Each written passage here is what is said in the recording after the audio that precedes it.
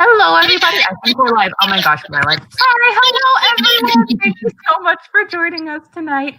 I am super, super excited because tonight we have a somewhat clairvoyant author, which I'm not sure how I feel about. I have mixed feelings on that. But we are here to celebrate Kristin Cast's The Key to Fear. And I love the fact that, like, the key, and then it's kind of like a pun name. It makes me happy because the organization is called The Key. Anyways, but her book is about you can't touch at all. Like, no kissing, no hand holding. Like, consider now and then multiply it by like 1,000. And then there's, of course, two people who find out things that are not as they seem as things happen. And I'm not going to say spoilers or anything, but the people protecting you are not always really that awesome sauce. And if you don't follow their rules, they're really not that nice. And Kristin is going to be in conversation with Pintip Dunn. I am super, super, super excited. Pintip has a new book that just came out as well called Dating Makes Perfect. The cover is so ridiculously cute for that book. It's awesome.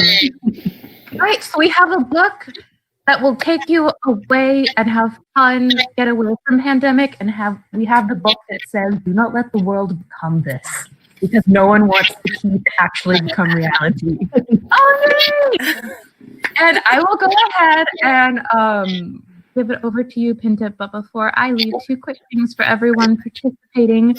If you have a question for our authors, make sure you take advantage of the question feature, because this is your time to get to ask them almost whatever you would like to. And where it says down below, where it says ask a question, that's where you can ask them a question. Don't put it in the general chat. Make sure you put it down there where it says ask a question. And of course, if you want to give love to your authors and to Mysterious Galaxy, make sure you purchase their books at the beautiful buy book and sign book click button down below. And yes, I will see you guys for the Q&A and have a good conversation. Thank you. Hey, thank you. Hi, Kristin. Hi, everybody. We're so excited to be here. And thank you, Constance, for that introduction. So she mentioned quickly my book, it's a YA rom-com. It came out recently, Own Voices. And if you like fate, dating, and enemies to lovers, you might like it. Oh, and thanks, Tiffany, for your comment. And that is enough about my book, because we are all here to talk about The Key to Fear, which, oh my gosh, I love this book so, so, so much.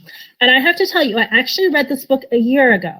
So I can confirm that Kristin is indeed someone who can see quite clearly into the future.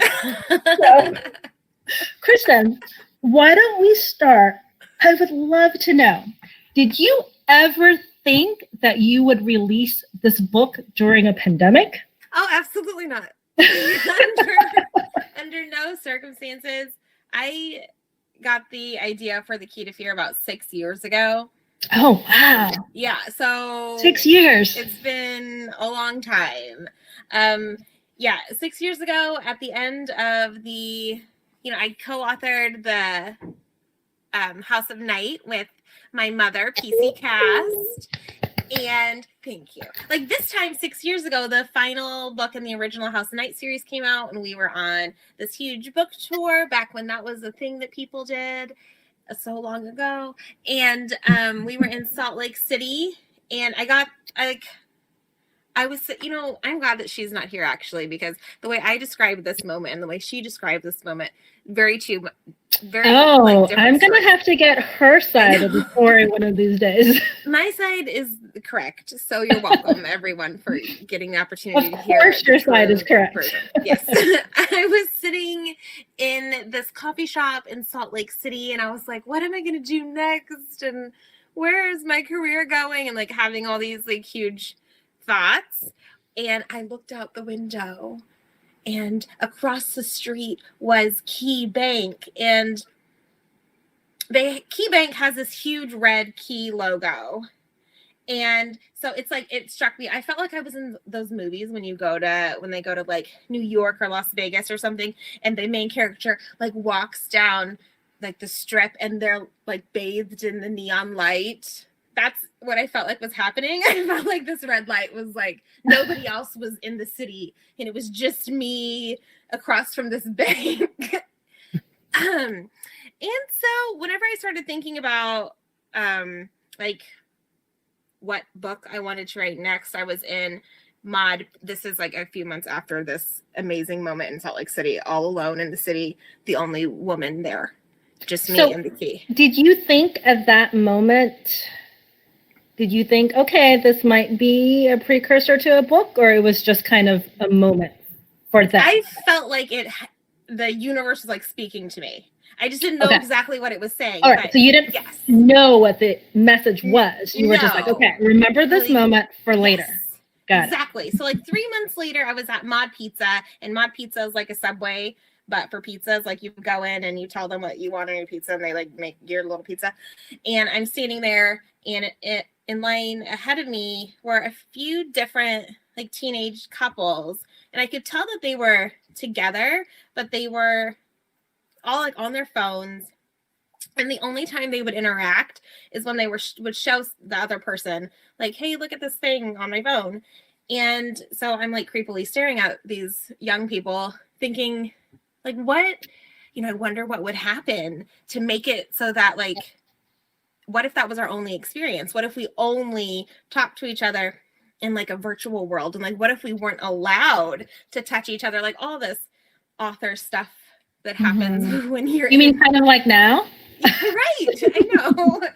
And so I sat down with my little pizza, and I was continuing to think about this. I'm like, this would be a good book. Like I don't know exactly what to do with it. And then the Salt Lake City key moment like ran to the front of my mind, and it was like, to health, to life, to the future, we are the key. And I'm like, oh my God, this is a pharmaceutical company. Came to you. So you're still on Mod Pizza? Yes. And that slogan came to you first? Yes. Oh, that is so cool. Yeah, I didn't know this. Okay. I saw the bank, and I got the symbolism, and I knew that it was big, and I didn't get the actual story idea until months later, but they clicked together, and I'm like, oh my, this is just perfect. So I, needless to say, now have an account with Key Bank. Nice. So they were the kind of inspiration to this. It was meant to be. That's so awesome. I'm so glad. I've heard parts of that story, but I haven't heard that full thing put together. So thank you for sharing that. That is really cool. I really do feel like it was meant to be. So maybe that was, this future coming to talk to you.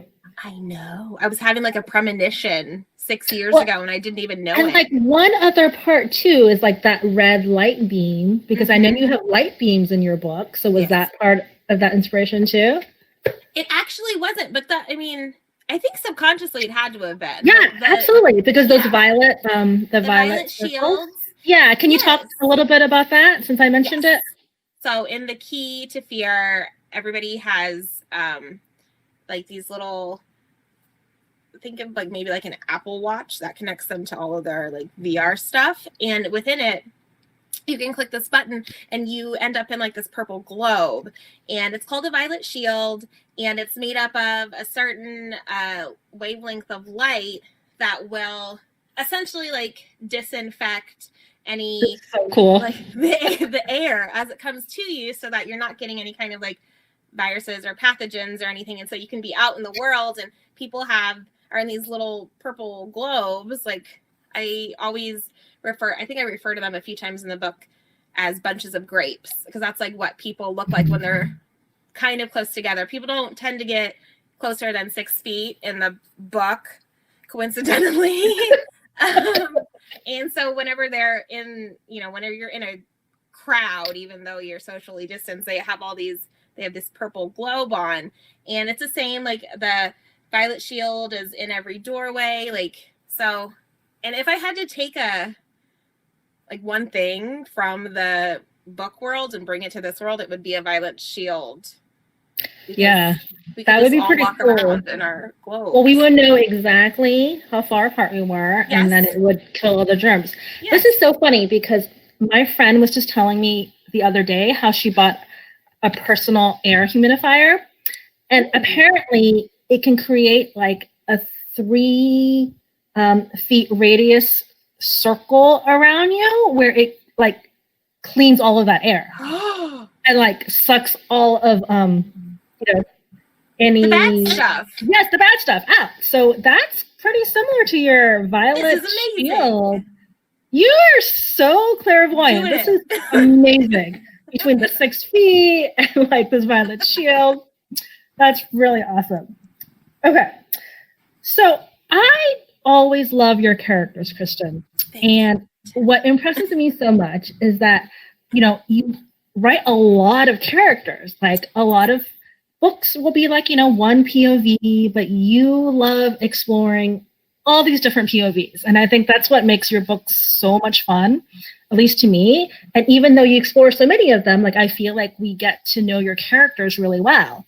So if you're willing, I'd love to talk to you next about the characters in the books. Yes. And Let's do it. Actually, I'm nervous for some reason. No, don't be nervous. Don't be nervous. This will be easy.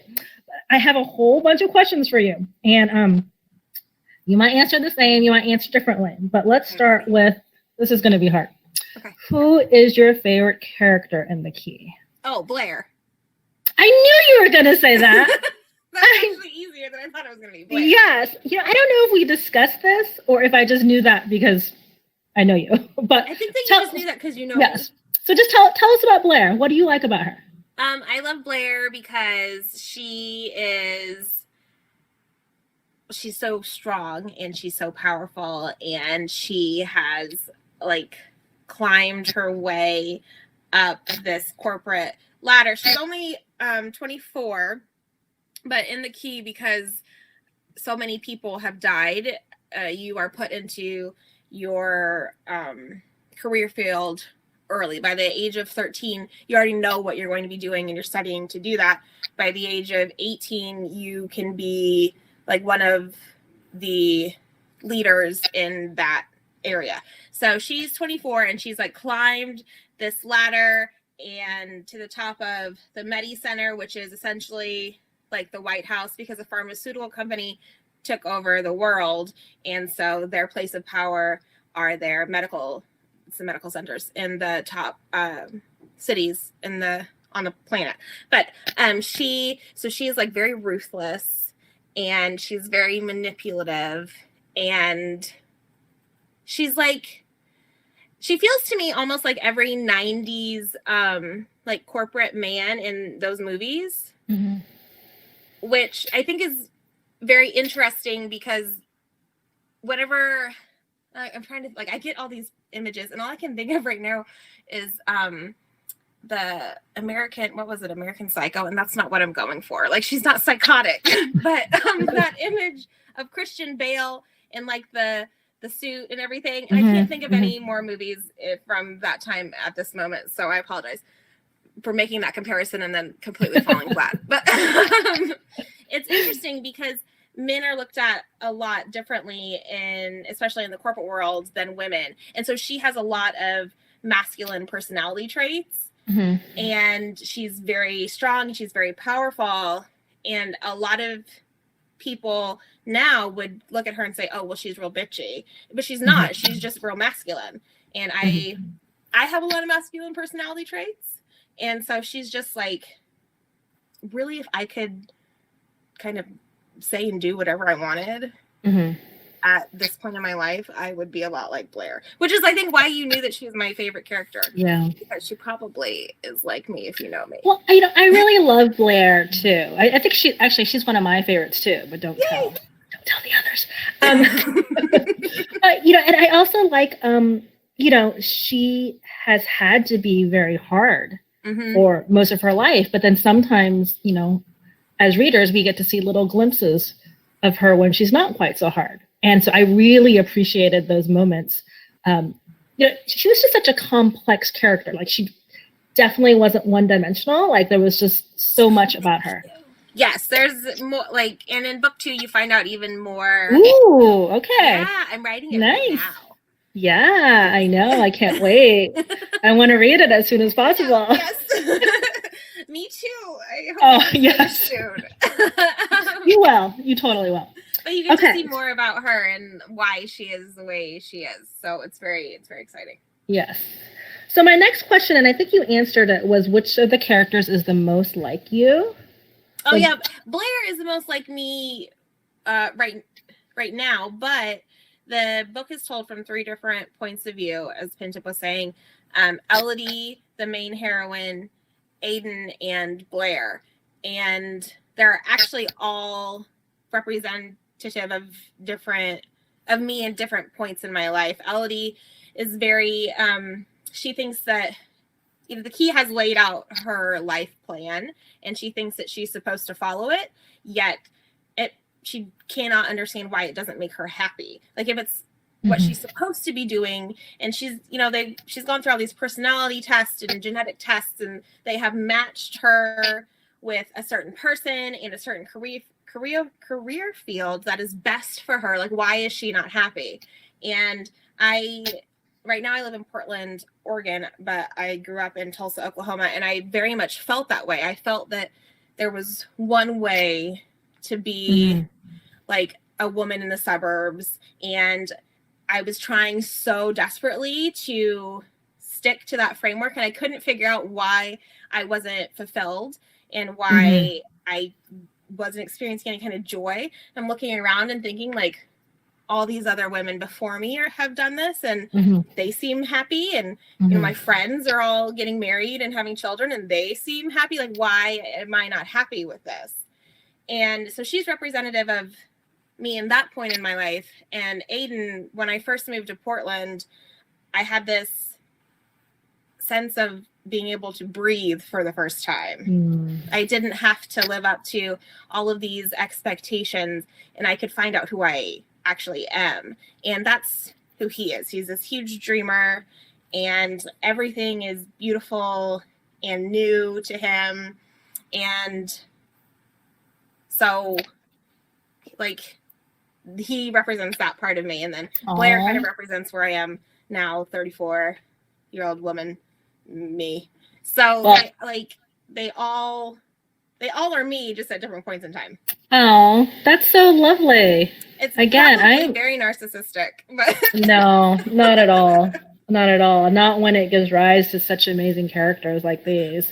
But yeah, I'm learning so much about you tonight. I'm so excited about that. Pintip and I have been friends for many years. Yes. So yes. That's it's like, when you do an interview with a friend, you think, that you probably know some of the answers, but this is great. I'm excited. Okay. This next one I think will be fun. Okay. Which character would you like most to be quarantined with, and why?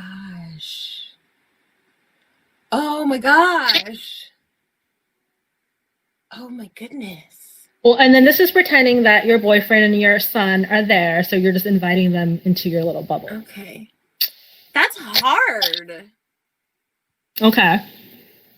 Because I think that if I was quarantined with Elodie, she would annoy me. Yes, maybe. The younger version, it's like a younger version of me, and I'd be like, "Oh my god, stop it!"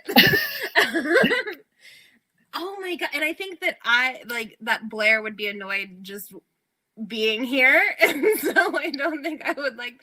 And oh my gosh, Well, maybe Aiden. I think he would be fun to. He could be fun, and also Tavi.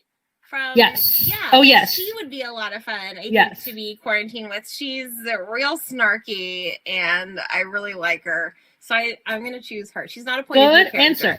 But yes. Yeah, I like that. Be a good time. I like her too. Okay. Here's one more. I hope that this one's not hard. Which character would you like to go on a VR adventure with, and where would you go? I would go with Aiden, even though he would probably hate it, because it's VR and he prefers to do things in real life. But he's so adventurous that maybe though Astrid. No, scratch it. I wouldn't go with Aiden because he'd probably bitch about it the entire time about not being in real life or whatever. I would go with Astrid, Elodie's best friend, because she's also super adventurous and she loves VR and she does so many crazy things. She throws herself off buildings and all sorts of stuff. Yes. Yeah. I would go Yeah, with she her. does a lot of those extreme. She likes all the extreme ones. I don't know where we would go. But Kristin, would you really want to throw yourself off a building? No, that's why I don't know where we would go. I just want to go with someone who'd be like, yes, I'm so excited to be Yes, here. but so you see, Kristin she doesn't like heights a whole lot. No, I don't like heights. I would want to go to the spa. Maybe she's not the right person to choose. Who would you go to the spa with? Let's see. I think I would go with Elodie. I think she'd really enjoy herself. Yes. So that's she would like the spa. The real thing. And she deserves it. Extreme, but you're right. Yeah. Elodie works really hard. She does. So I think she deserves a spa day. Yes. So good. I like that answer too. Nice. Okay.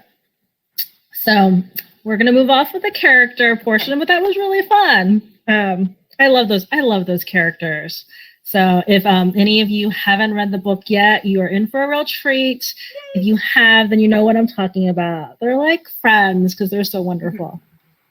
Okay. So what do you love about this book? What makes it so special to you? Is there a part that makes you cry or makes you laugh? Is there a part that you're secretly the most proud of? That's a whole lot of questions. So you can answer any or all, or we can move through them. But there is a part that makes me cry. I can't say what it is for people who haven't read the book. Maybe say where it is. It's toward the end. Okay. I think I know where it is. I think I know where. Think of things that I can say about it, but yes. I don't want to reveal anything. Yes, so there is one, and it's really interesting because whenever I write books, I don't tend to get any kind of like emotional. Like my mom, we write books together, and I've been around her writing books forever, and she'll like sob while she's writing, and I don't do that. I don't really feel that way. Sometimes there will be like a few lines where I'm like, ooh, because the character's so emotional, I will get like verklempt. And that happened. There are a few lines that this character says toward the end of the book that like, I was like, oh my God, oh, my eyes are burning. But I don't ever get like that emotional about my own writing. Right. And I'm not really sure why that is, because I get emotional when I read books. So, well, you're probably too focused on the craft. I think so. Of what you're doing. Yeah. So when you say that part made you cry, was it while you were writing it, or is it when you reread that part? It was when I reread that part. And it's like 2 sentences that this person says. It's not like a whole entire scene or anything. It's like 2 sentences that this person says every single time. I'm just like, oh my gosh, those are good. That's very powerful. Oh. You'll have to tell me if I'm right, but I think I know what you might be talking about. I'm sure you do. So is there a part that you are most proud of in this book? Oh my gosh. It's hard to isolate like one specific scene. I kind of think it's really the whole book. I had I was like battling postpartum depression while I was writing it. So it was a very difficult, it was a very difficult situation. Right. And when I reread it, I can see in certain parts where like I was just kind of like done. I was done, right? I was just done. And so I'm really proud that it is an entire story. As you should be. Yeah. It was more difficult to write than anything I've ever been involved with because of the personal stuff going on. So the whole thing, I'm proud of the whole thing. And yes, the whole thing, because it was hard. Well, I am really proud of you. Thank you. And it's such a wonderful thing. So you should be proud of yourself. Is there a part that made you laugh in this book? And like I think anything with Tavi will actually make me laugh. Yes. Yeah, because she's so real. Funny. And it didn't, when I was writing it, it didn't feel that way whenever I was writing her. And then every time I reread her, I'm like, She's funny. Funny. I like her. Her dynamic with Aiden is really nice. Like I'm trying to figure out a place in the second book to bring them back together because I really like them together. Like she's great. So she will I do too. They had a really nice chemistry. Okay, so how did your work on this book change you? Oh my gosh. Okay. So it's the first YA book that I've ever done by myself. And I had to, it really cemented the way in which I plot a book. And because I am not a pantser, I can't just open up Word and like just start writing a novel. I don't even know that I feel overwhelmed thinking about it. And she is really not a pantser. No, really not a pantser. You know my outlining process, and it's very in depth. And it started with this book because I tried to just kind of do like in the beginning, this is what will happen. And in the middle, then I want this to happen. And in the end, this will happen. And I just kept getting to spots where I would just stop. Like I didn't know what was going to happen. So it completely changed me as a writer because it gave me like a framework that works really well for me. And now I have like a template and everything. And I just take it and I can plug stuff in and then move forward. And then it feels so much easier because the entire book is already on paper, and now I just follow the outline, the very detailed chapter by chapter outline I've given myself. And as a person, like this book, even though I technically was super emotional when I was writing it, like personally, but I wasn't emotional about the book when I was writing it. Mm-hmm. But it made me realize that I have a lot more emotional depth than I was even aware of, because you have to go places with some of your characters sometimes, as you know, like being an author that you aren't currently in and maybe haven't ever experienced before. And especially at the place toward the end of the book that will make me like get all choked up, it was someplace that I haven't ever been before, and I didn't know that I had that in me. So now I do know that I am emotional. I don't know. Aww. Yeah, I love that answer. I'm sorry if it was a hard question, but I really love that answer. Those were, I feel like you were very good at this. Has it been too? I hope they haven't been that hard, right? No, it wasn't. They were good questions. Like they're questions that people don't ever ask me. Oh, okay. Well, a web series or something. I mean, they're partly questions that I wanted to know the answer to. So, that makes it easy. So maybe before we turn it over to questions, do you just want to tell us quickly what's coming up next for you? Oh, yes. Thank you. So The Key to Fury, the second book in this series, yes, will be out next fall, winter 2021. Hopefully a better year for us all. Yes, and I can't wait, and I do expect to read that sooner than that. You will get it sooner.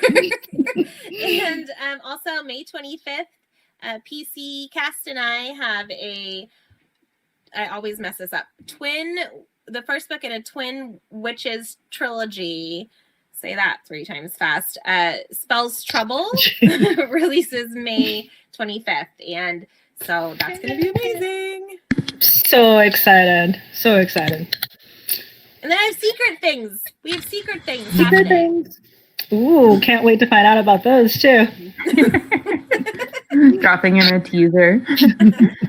Well then, if you guys want, I can go ahead and move into audience questions. Or Pintip, did you have anything else you wanted to ask? I could talk to Kristin all night, but I feel like I should share her with some of the audience members here. Okay, I will kick us off then with the questions. This kind of ties in a little bit to one that Pintip asked you, but it is, what was the most challenging scene or part of this book to write, and which part brought you the most joy? I know you talked about which maybe brought you the most satisfaction, but was there one that just brought you happiness to write? There's a scene with Elodie and Aiden in a place that I can't tell you about. It's always the worst whenever like I'm trying to like explain a scene that I really love and I can't actually tell you what happens. Hopefully you will know when you get there, but they are in this place and she's never had an experience even close to this before, and she realizes that the world is a much more beautiful and a much richer place than she has experienced thus far. So I definitely know what you're talking about. And then this one, this is my question, I have to confess. My question was, what kind of research did you do in creating your own virus? Because viruses can have their own rules. They can work and spread in their own ways. They are so small and yet so complicated. Yes, I love this question. I really hope that someday I get to do like a prequel and it'll be about because the key to fear is set 50 years after the virus that spread by touch has like wiped out the world almost. And I would love to, so I chose a point in time in which to the young people in the story, this was a normal life. Like their lives were normal in the situation that they're in. I would love to write the book one day of like the first like patient zero and how it spread. But I have always loved, I think you can see like there's Spillover, which is a book about viruses right there. There's Richard Preston's books like behind me right here. So I have there's a book called Infected by Scott Sigler, which is great. I have loved viruses since I was in like 8th grade and I read The Hot Zone by Richard Preston.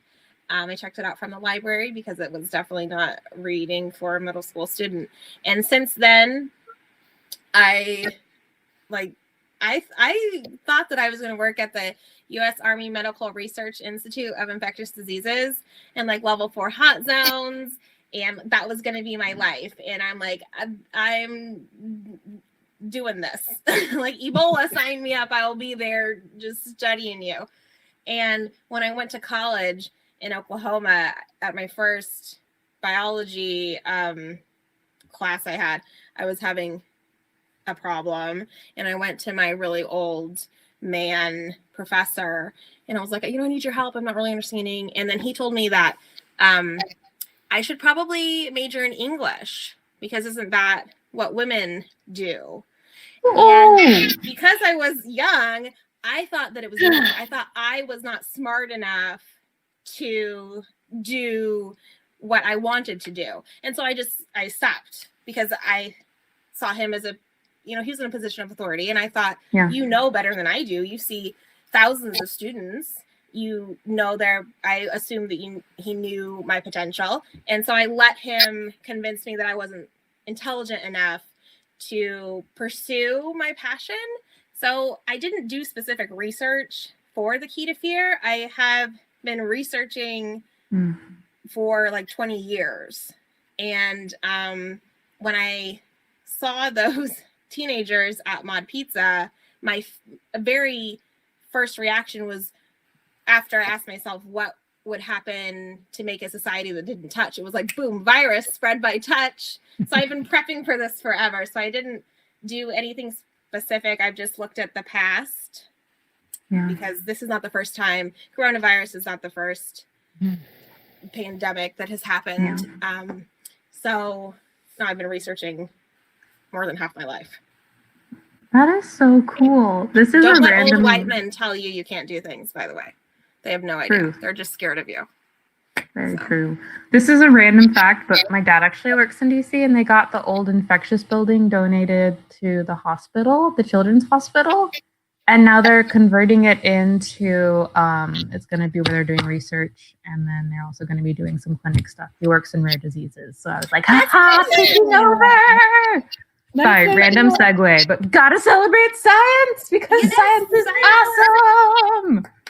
Okay. Let me just say also, I had, Oh, sorry. I I had the same experience too with a professor in college who told me that I wanted to sign up for this creative writing class and you had to audition to get in. And she was like, well, if you haven't been writing all along, like it's very unlikely that you could get in this class and do well. So just, and I didn't sign up for the class because I was scared. But just, you know, to everyone listening, no matter how old you are, just don't let anybody ever tell you that you can't do something. Yes. Yeah, I totally agree with that. I studied I studied business and switched to communication, even though I wanted to study theater and writing, because I was told you have to get a practical degree. Yeah, exactly. So yeah, but do whatever you love, because if you love it and have passion, that's where your success is going to come from. Yes. Yes. Yeah, so learn from us older women who are telling you to follow your dreams. My roommate and I were like, oh my God, we're 30. Someone called us middle-aged. And I was like, excuse you, person. No. Somebody told me when they found out how old I was that I gave them hope.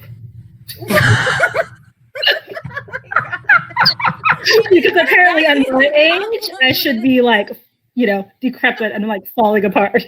Right? I know. I went and I got like a cooler the other day. I promise I will ask the next question. I will not take us down a tangential rabbit hole of forever. But I like the best compliment is I gave her my ID and her automatic response was, oh, wow. And I was like, yes, I am that old. Thank you so much, ma'am. Okay, but back to the key to fear, because that's why we're here. This next question is from our bookseller, Victoria, who read and loved your book, Kristin.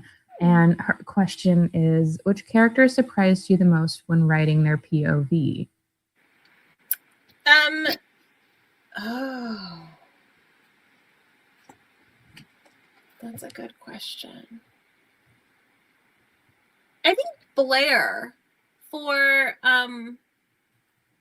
like the reason that Pintip mentioned, that she has a lot of these really soft moments because she is a very complex character. But whenever I originally thought of her, she was super one-dimensional.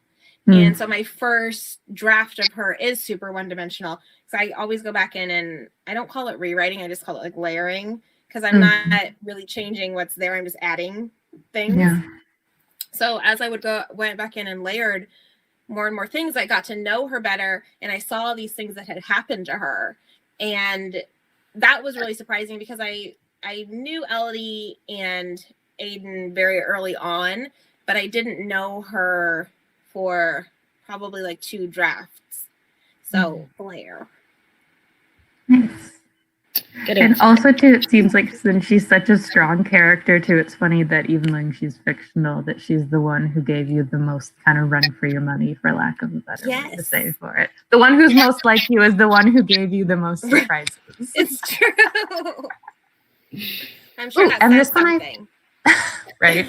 And this one I think is a good question. You've mentioned that you are working on book 2. Is this going to be a duology or a series? What is in the pipeline for this book and this world? I don't know. Fair enough. I don't know. So I don't know. Let me start over.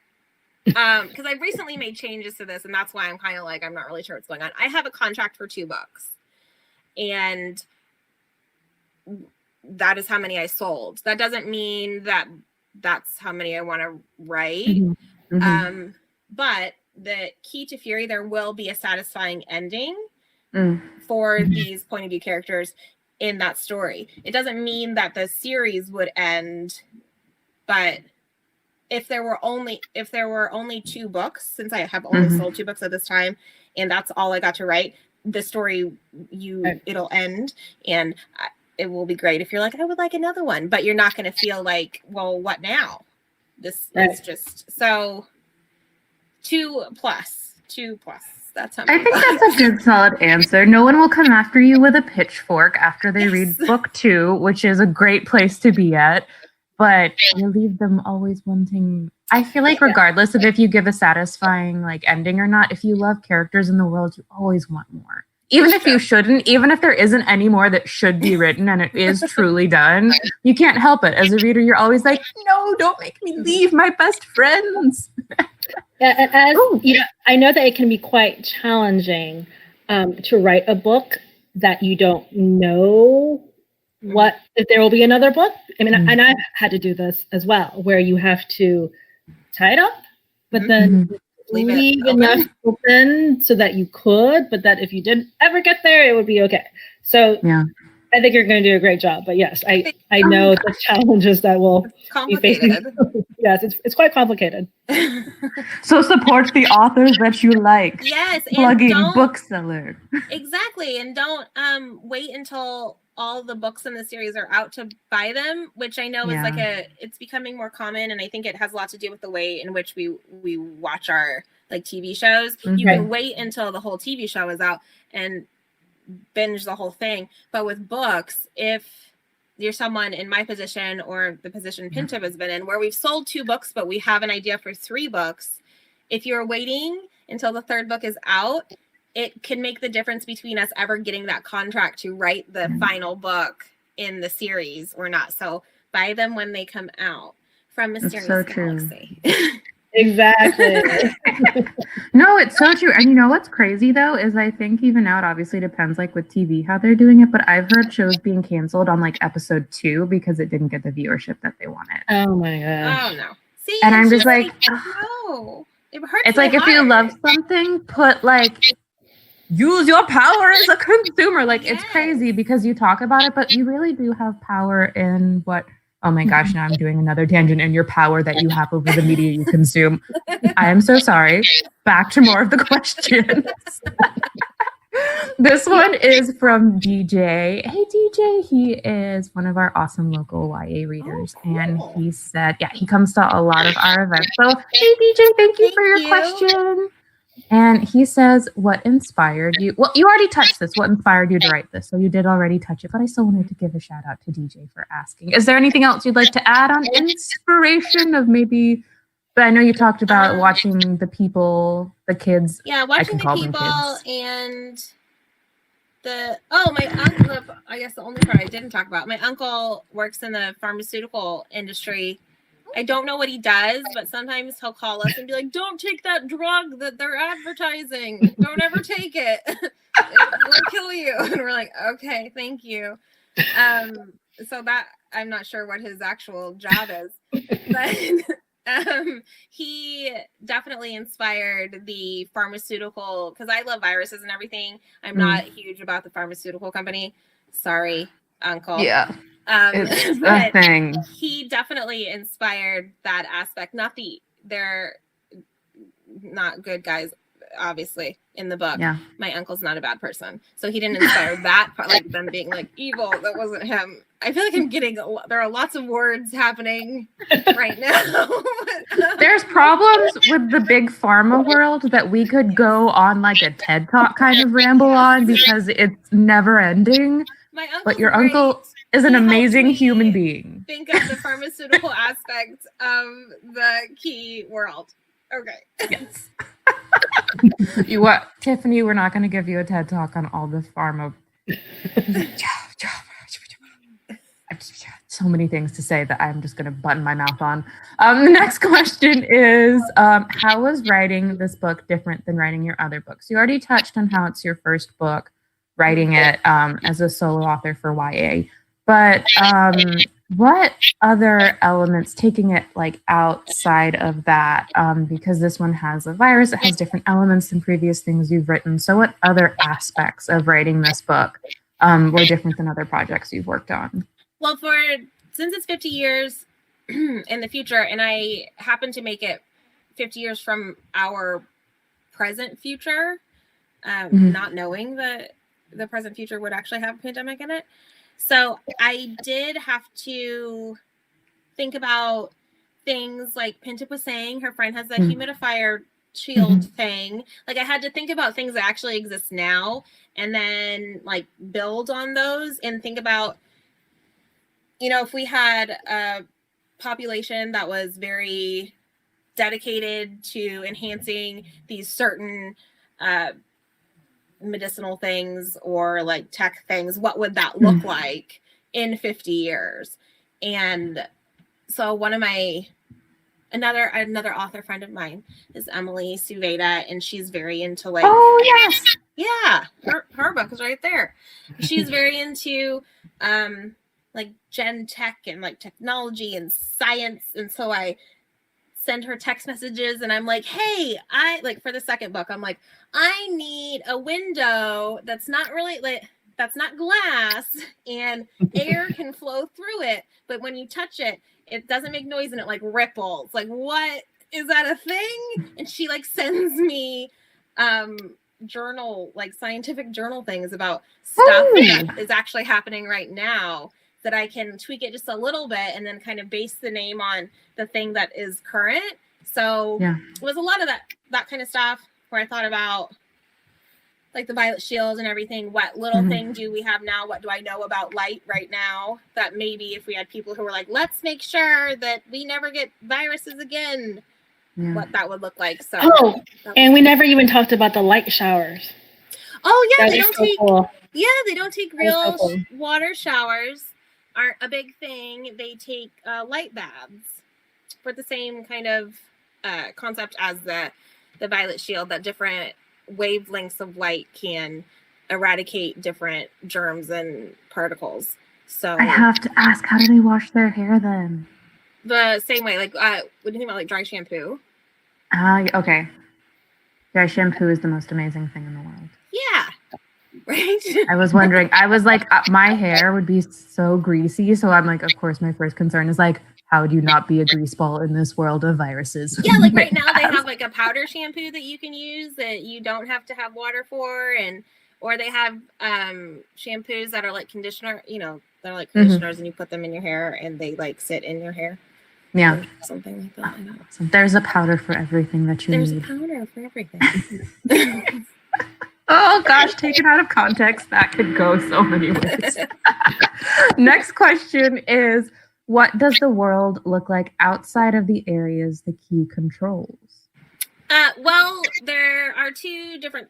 It's what the key says the world looks like, and then what the key, and then what the world actually looks like according to the key. So okay. Westfall, which is where the Key to Fear takes place, is Portland, that they renamed Westfall. They've renamed. There are certain major cities all around the world that are like the population centers. People don't live outside of these population centers. There are 13 of them, and they're all controlled by different key corp boards. What's interesting is that, like, I know Pintip, you will feel me on this. Like, this stuff never makes it into the book.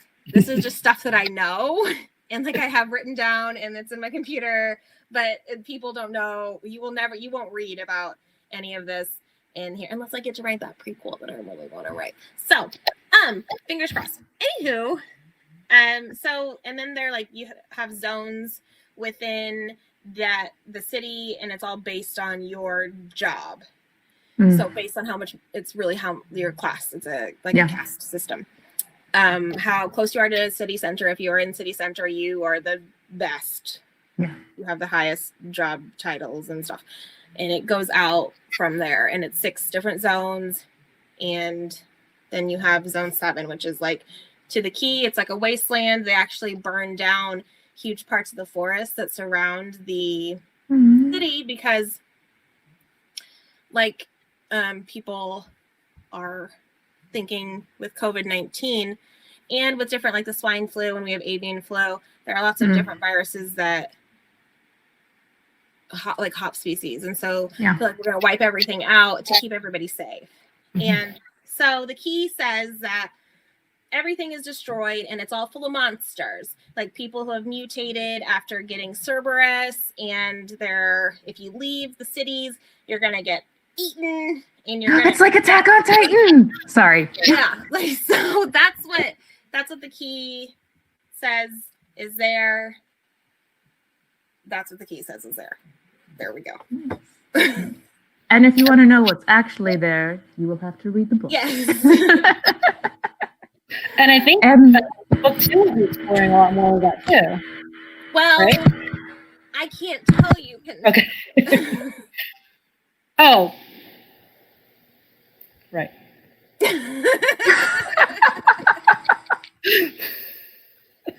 And then this is our next question, and it says, what character would you want to give a POV to that doesn't currently have one? There is a character who I've given a POV to in the second book that doesn't have one in the first book. But I feel like if I tell you who it is, that I might be giving something away. So there is ... a really good POV coming to you soon. Yeah, there is a good POV coming to you soon. I really like so in my car I listen to, because whenever I read a book I feel like I'm working, and so I listen to Audible a lot, and I usually not usually, but I always have a Karen Slaughter novel and then like another novel that I'm listening to. And so this other POV character is very much inspired by, I think I was listening to Pretty Girls as I was this summer, one of her newer novels, and there's a male POV character in the second book that is like heavily influenced by Karen Slaughter's, one of her killer people. I love me some killing in a book. Who doesn't? A killer person who you actually meet in the first book. And I don't want to tell you because I don't know that you would know who it is. I don't think that you would know. Pintip, do you have any idea who? No. See, I don't think that you'll know, which is part of the, like. Okay. Yeah, okay. That's cool. Yeah. Yay! I can't wait. We're getting dinosaur. And we're getting close to our time. But I had one question, just because when you're talking about how essentially like the deforestation, like I cannot speak. Burning all the trees. Yes. You know the word I'm trying to say. Yes. Thank you. But when all of that happens and they're killing animals, how does that affect how they supply food and like their food chain and everything like that, and the infrastructure for that? So all of their food is genetically engineered, and you are given a certain amount of food that will meet your bodily requirements, like based on how tall you are and your age. And it's a very, like, science is a key part of the civilization. So, and also to combat any kind of like obesity related diseases, that's not even an option. Like you're getting a certain amount of food, like think of like beige shake such like situation. Any other food that you're getting is everything's pre-planned for you. You don't have to think about it. You get stuff delivered, and it's genetically modified, and they grow it in like warehouses or created in warehouses. And that sounds so nice. It like part of me loves that and part of me hates it. Like the part of me that's like, but what about my horrible Wetzel's Pretzels cravings is like crying. And then the part of me that's like, yeah, oh, see, that's the good part, because I wouldn't have the part of me that like knows I shouldn't have that craving is like, this is brilliant. This is a very great system that would fix a lot of problems. Yeah, none of it's real, and it's like an extra level of control that, I mean, you have a lot of control over your body by what you put into it, and they've completely eliminated that option, which sounds very freeing to not have to think about it, but I would much rather have like a personal chef. Well, I mean, I guess who wouldn't? That would be my choice. If we had to choose between a personal chef or the world of the key, we would be choosing a personal chef. I'll sign up for the world where in post-apocalyptic everyone is assigned a personal chef that will cater to whatever dietary requests they have. That's your next book, Kristin. I mean, that's the key to Fury, is about personal chefs in after a pandemic. Well, I know that Pintip already asked this, but I still like to ask it at the end of the event for both of you, because both of you are authors. And what books and or projects, I don't know if you can speak about any other projects besides your book 2 that you are working on that you mentioned, but if anything, reiteration of book 2 of Key to Fear. But what are you guys working on? Yeah, the Key to Fury releases next fall, winter, and Spells Trouble, the first book in the teen twin. God, I need to learn how to do this because it's going to come out soon. May 25th, the teen twin witch trilogy that I've co-authored with PC Cast. It's called Spells Trouble. That will be out then. Teen twin, I don't know. Twitches. That's like doing this and then like hopping up and down at the same time. Do I say teen first or do I say twin first? Like teen, and then you want to say tween. Yeah. Teen. I think it's twin. Is it twin teen witches? Teen twin witches? Teen twin witches. Twin teen. Yeah, I don't know. I don't know. I guess it depends on which word you want, which modifier you want to emphasize. Is it more important that they're teen witches? It's twin. Twin. So then teen twin witches. Teen twin witches. Pintip is so great. I'm glad we figured that out today. Yes, thank you. Very valuable. Yeah. Pintip, what is happening with you? I have secret projects. We both do. I have 2 secret projects. Mm-hmm. Kristin knows about them. I know. I asked you, but I knew you couldn't say anything. They're I'm very, very, very excited. Mm-hmm. And so I hope that I get to talk about them soon. Hopefully next summer. Yes. That would be a great time to talk about it. It would be a great time. So I think this is great then to do. Where can people find you on social media so that they can keep up with your secret projects and when they're no longer secrets? Yeah. I'm on Instagram at KCastAuthor. And you can find me on Instagram, Pintip_Dunn, Pintip Dunn on Twitter. But if all else fails, just throw in Pintip into Google and I'm the first thing that pops up. So voila.